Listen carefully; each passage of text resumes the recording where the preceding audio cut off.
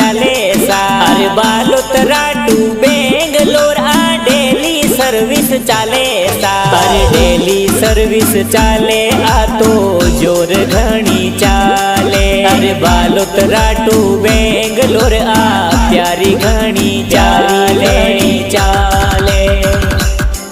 अरे बालोतरा सीवाणा मुकळसर जालोर सिटी जावे। अरे विसनगढ़ उम्मीदाबाद सायला चोराऊ। अरे सियावट पादरा आभीन महल तक जावे। अरे रानीवाड़ा पालनपुर अहमदाबाद तक जावे। अहमदाबाद तक जावे।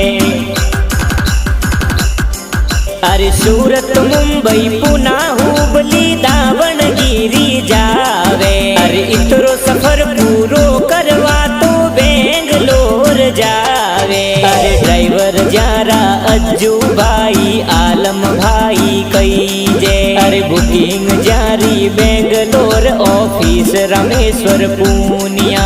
अरे दिनेश देवासी सवराटा ए गाना प्यारा बनावे। जय मां